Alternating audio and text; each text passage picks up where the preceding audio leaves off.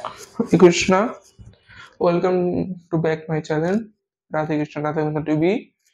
তো আজকে আমরা কি শিখতে চলেছি, এখন কি কোর্স সেটা আমরা বুঝে গেছেন। হু ইজ কৃষ্ণ বা হু ইজ লর্ড, ভগবান কে, হু ইজ লর্ড, ভগবান কে। ক্লাস আমরা কততে আছি? এক দুই তিন, এক দুই তিন, 4 নম্বরে, হ্যাঁ 4 নম্বরে আছি আমরা, ক্লাস নাম্বার 4-এ আছি আমরা আজকে। ক্লাস নাম্বার 4-এই তো ভালো করে চেক করে নিই না, ইন্টারনেট একটু চেক করে নিই আমার কয় নাম্বার ক্লাস আপলোড হয়েছে দাদি, ঠিক আছে একটু চেক করে নিই। ততক্ষণ আমরা আজকে একটু বিষয়টি জেনে নিই। ক্লাস 4 হোক 3 হোক সমস্যা নাই, বিষয় যেটা আছে সেটাই থাকবে আমার, তো দেখে নিই। কই গেল, where is my channel Radhe Krishna Radhagovinda TV. দেখি লাস্ট ভিডিও আপলোড করছিলাম, প্লে লিস্ট।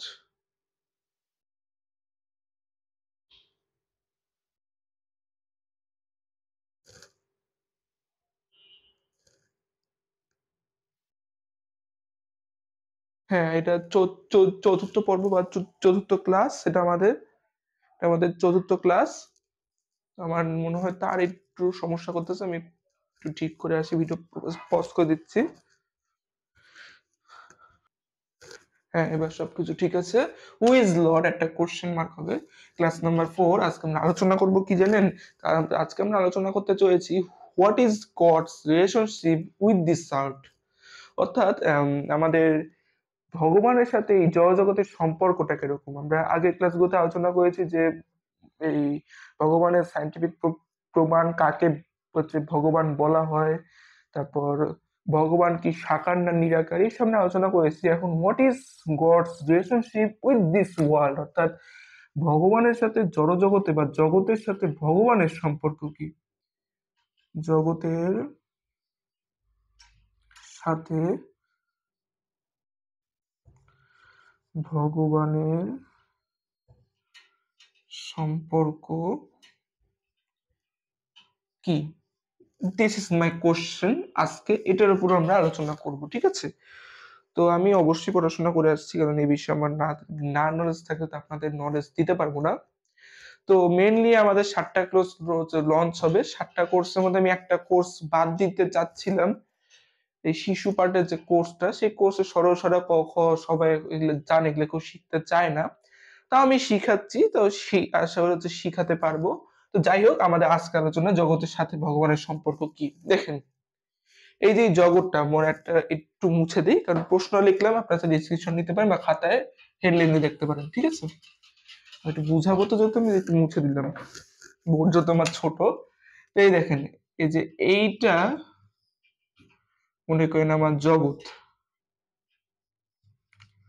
বা জড় জগৎ, ঠিক আছে? এটা আমার জড় জগৎ। তো এটা যদি আমার জড় জগৎ হয়, তো এই এরকম কয়টা জড় জগৎ আছে, মানে এরকম কয়টা আছে এটা আমরা জানি না, এরকম কয়টা আছে। আর কারণ কি, এটা আমরা যে গ্যালাক্সির মধ্যে থাকি, সেই গ্যালাক্সিটার নাম হচ্ছে milky way galaxy. Milky way লিখে নেন, গ্যালাক্সি মিল্কি ওয়ে গ্যালাক্সির মধ্যে আমরা থাকি। তো এই মিল্কি ওয়ে গ্যালাক্সির মধ্যে একটা পৃথিবী এখন পর্যন্ত খোঁজ পাওয়া গেছে, আরো হয়তো জীবন আছে, এটা ইনফিনিটি, আরো হয়তো জীবন আছে। তো এরকম এই যে গ্যালাক্সি, এই গ্যালাক্সির মধ্যে হাজারো কত গ্যালাক্সি আছে সেটা আমরা জানি না। হাজারো মানে কি, হাজারো মানে কিন্তু ওই হাজার না, কিন্তু ট্রিলিয়ন কি মিলিয়ন, এরকম মিলিয়ন মিলিয়ন গ্যালাক্সি আছে যা আমরা জানি না, ঠিক আছে? মিলিয়ন মিলিয়ন গ্যালাক্সি আছে যা আমরা জানি না। তো আমরা আমাদের জ্ঞানে কিন্তু কিছু কিছু সীমাবদ্ধতা আছে, তার মধ্যে একটা কি মিলিয়ন মিলিয়ন গ্যালাক্সি আছে সেটা আমরা জানি না, যে প্রত্যেকটার নামকরণ করা যাবে কিনা, প্রত্যেকটা গ্যালাক্সির ভিতরে কি পৃথিবীর জীবন থাকতে পারে না, একটা কি পৃথিবী থাকতে পারে না প্রত্যেকটা গ্যালাক্সির মধ্যে? অবশ্যই থাকতে পারে। এখন আমরা তো ঢুকে যে দেখতে পাবো না এক ইউনিভার্স থেকে আরেক ইউনিভার্সে। তো যাই হোক, মিলিয়ন মিলিয়ন গ্যালাক্সি রয়েছে এই পৃথিবী বিশ্বে, মানে এই পুরো সৌরমণ্ডলে। তো মিলিয়ন মিলিয়ন গ্যালাক্সি মিলে জন্য কি হয়, একটা ইউনিভার্সাল। ইউনিভার্সাল, এই যে ইউনিভার্স হলো এই যে মিলিয়ন মিলিয়ন, এরকম মিলিয়ন মিলিয়ন হচ্ছে গ্যালাক্সি, গ্যালাক্সি নিয়ে তৈরি হয় যদি হচ্ছে ইউনিভার্স, একটা ইউনিভার্স হয় একটা, এরকম কত মিলিয়ন ট্রিলিয়ন ইউনিভার্স আছে তা আমরা জানি না। তো তাহলে মিলিয়ন ট্রিলিয়ন ইউনিভার্সের মধ্যে একটা, যে কোনো একটা ইউনিভার্স, যে কোনো একটা গ্যালাক্সির মধ্যে কি হচ্ছে একটা জগৎ থাকতে পারে না?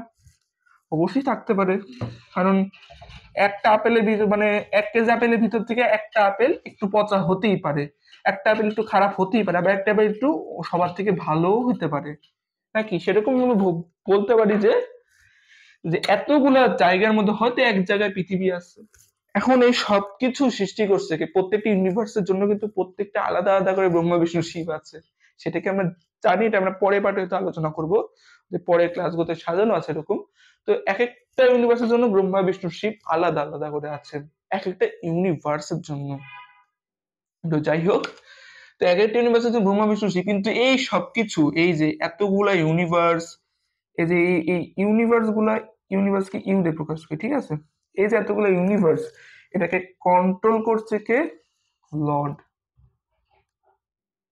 কারণ পৃথিবী বিশ্বে বিজ্ঞানের মতেই কোনো কিছু কারো না কারো নিয়ন্ত্রণে আছেন, কারো না কারোর নিয়ন্ত্রণে আছে। যেরকম আমাদের বলতে পারেন কম্পিউটার, আমার সামনে একটা হচ্ছে কম্পিউটার রাখা আছে, সেই কম্পিউটার কি আমার নিয়ন্ত্রণে কাজ করছে, কিন্তু আমার নিয়ন্ত্রণের বাইরে কাজ করতে পারবে না, ঠিক আছে? কিন্তু আমার নিয়ন্ত্রণের বাইরে কাজ করতে পারবে না, একারে না। এরকম আমার সামনে আমরা যে আমি যে মোবাইল দিয়ে শুট করছি, সেই মোবাইলটা আছে, সেই মোবাইলও কিন্তু আমার নিয়ন্ত্রণাধীন, এই কিন্তু আমার কমান্ড ছাড়া কাজ করতে পারবে না। মাইকটাও আমার নিয়ন্ত্রণাধীন, আমার যে ট্রাইপড রয়েছে সেটাও আমার নিয়ন্ত্রণাধীন, কারণ কি? এটা আমার কমান্ড ছাড়া কাজ করতে পারবে না। সেই রকম এই যে এত বড় ইউনিভার্স কি একে একাই চলতেছে? সবকিছু ভগবান কন্ট্রোল করছে। এখন কথা হলো, ভগবান কন্ট্রোল করছে মানে কি ভগবানের সাথে জগতের কোনো সম্পর্ক আছে? এর সুন্দর একটা উদাহরণ আমি একটা বইতে পেয়েছি, সে বইতে আমি দেখাচ্ছি। সে বইটা হচ্ছে শ্রীপ্রপাত কথামৃত শ্রীপ্রপাত অনেক সুন্দর একটা উদাহরণ দিয়ে বোঝাচ্ছে এখানে। তো স্মৃতিশাস্ত্রে মানে স্মৃতির শাস্ত্রে এরকম বলা আছে, আমি পড়েছি যেহেতু আমি তো বলে দিচ্ছি, যে কারোর সামনে যখন একটি সুবাসিত ফুল রাখা হয় তখন সেই ফুলে সৌরভ ঘ্রাণ ইন্দ্রিয়কে প্রভাবিত করে, কিন্তু ইন্দ্রিয়গুলো কিন্তু অর্থাৎ কিন্তু প্রকৃতপক্ষে ঘ্রাণ ইন্দ্রিয় ও সেই ফুলটি কিন্তু পরস্পর থেকে পৃথক না। স্মৃতিশাস্ত্রে বলা আছে এরকম, যে একটি ফুল, মনে করেন আমি এটা মুছে দেবো, না থাক, এটা থাক, মুছে দেবো না।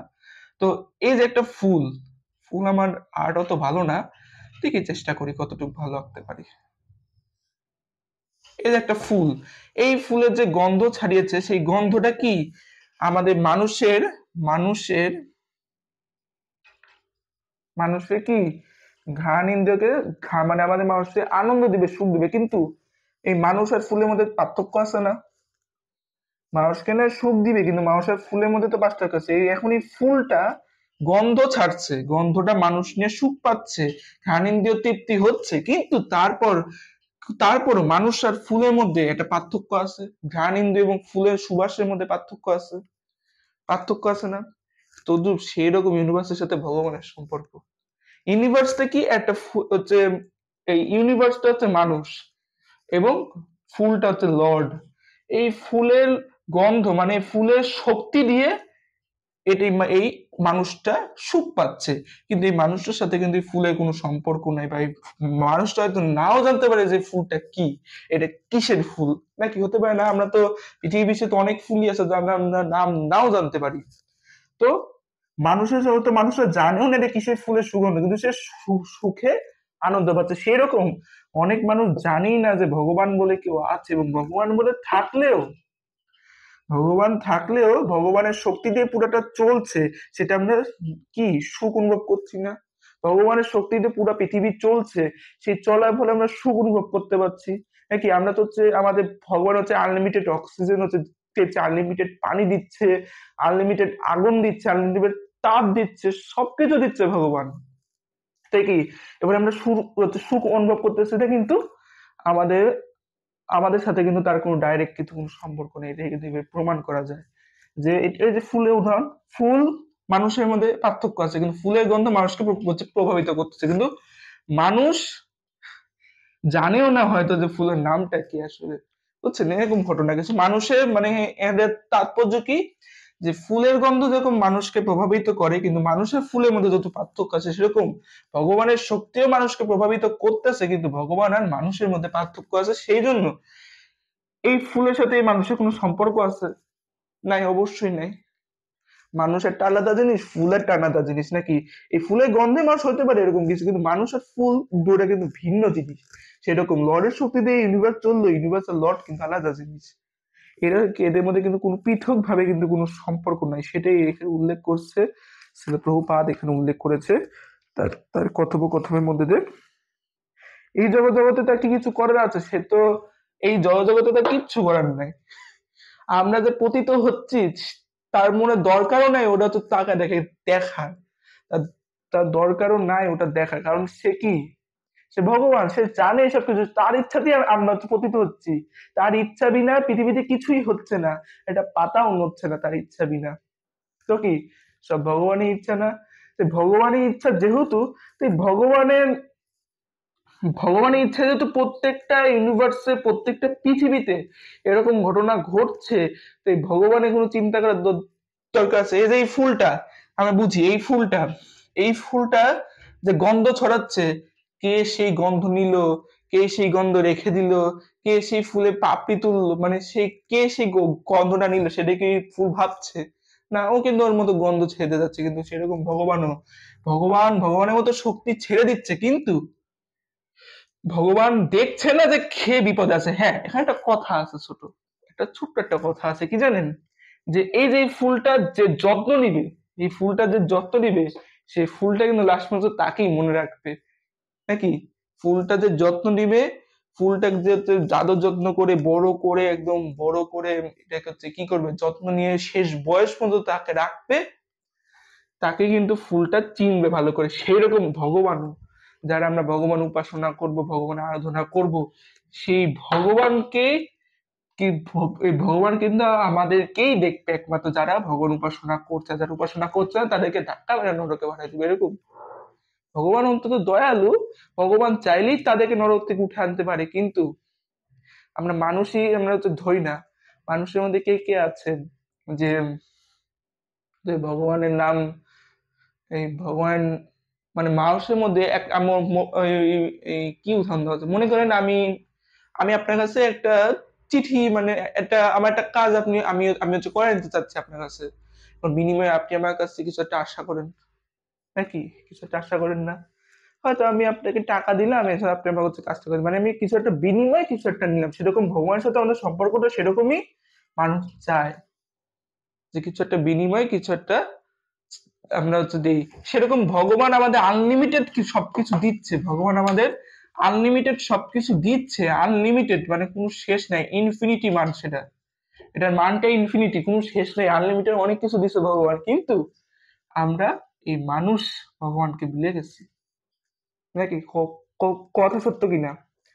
মানুষ ভগবানকে ভুলে গিয়েছি। মানুষ আমাদের আনলিমিটেড ইনফিনিটি ভগবান জিনিসপাতি দিচ্ছে, কিন্তু আমরা তার বিনিময়ে ভগবানকে কিছু দিচ্ছি না, ভগবানের কথা ভাবছি না, ভগবানের কথা চিন্তা করছি না। তো কি ভগবান আমাদের দেখবে? কিছু দেখবে আমার? দেখবে না ভগবান। হ্যাঁ, এই দেখো এই ফুলটাই কথা ভাবি। ফুল আমাদের কি দিচ্ছে? অক্সিজেন দিচ্ছে, সৌন্দর্য দিচ্ছে চোখের, তারপর গন্ধ দিচ্ছে, সুগন্ধ, ফুল দিচ্ছে, এবং সেগুলা মানুষ ভোগ করছে। কিন্তু ফুল কাকে মনে রাখবে? যে তার যত্ন নিয়েছে, তার হচ্ছে যেরকম ফুলের, সবাই দেখে ফুলের উপরের সৌন্দর্য, ফুলের নিচের সৌন্দর্য কেউ দেখে না, মানে নিচে যে কত ময়লা গাড়ি থাকতে পারে সেটা কেউ দেখেও না, পরিষ্কার করা তো দূরেই থাক। ফুলের সবাই উপরেরটাই নিয়েই ভাবে, নিচেরটার কথা কেউ অনেকে ভাবেই না নাকি? এরকম গোলাপের কি আছে? গোলাপের নিচ দিকে কাটা আছে। গোলাপ ওপরে দেখতে সুন্দর, কিন্তু নিচে হাত দাও কাটা তোমার হাতে লেগে যাবে, বুঝছে? তো যে হচ্ছে হচ্ছে এই ফুলটার যত্ন নিবে, ফুলটাকে বড় করবে, ফুলটা কিন্তু তাকেই মনে রাখবে নাকি? কারণ গাছের মধ্যে প্রাণ আছে, সেটা কে প্রমাণ করছে? বিজ্ঞানী জগদীশ চন্দ্র বসু। গাছের মধ্যে প্রাণ আছে, গাছও মনের কথা বুঝতে পারে, তাই গাছও কিন্তু আমাদের 84 লক্ষ জীবের মধ্যে পড়ে, তাই গাছেরও মন প্রাণ আছে, গাছ কথা বলতে পারে না কিন্তু গাছের মন প্রাণ তো আছে। তো গাছও কি, এই গাছও কি এক সময় মানে কি হবে, ওই মানুষের কথা মনে রাখবে যে মানুষ আমাকে আদর যত্ন করছে, ঠিক ঠিক তদ্রুপ ভগবানও তাদেরই মনে রাখবে যারা ভগবানের আদর যত্ন করছে, মানে ভগবানের সাথে ইউনিভার্সের কোনো সম্পর্ক নেই, এটা প্রমাণিত বলা যাচ্ছে। তো ভগবানের সাথে ইউনিভার্সের কোনো সম্পর্ক নেই। তো আশা করি যতগুলো কথা বলেছি তা সব বুঝার মতনই, কিছু বেবুঝার মতন কথা বলিনি, সবকিছু একদম বুঝিয়ে বুঝিয়ে ক্লিয়ার করে দিয়েছি। হুইজ লর্ড এই ক্লাসে আজকে এখানেই রাখছি, পরে আবার দেখা হচ্ছে অন্য কোনো সময় অন্য একটা ক্লাসে। ততক্ষণ পর্যন্ত ভালো থাকবেন, সুস্থ থাকবেন, কৃষ্ণ। হরে কৃষ্ণ।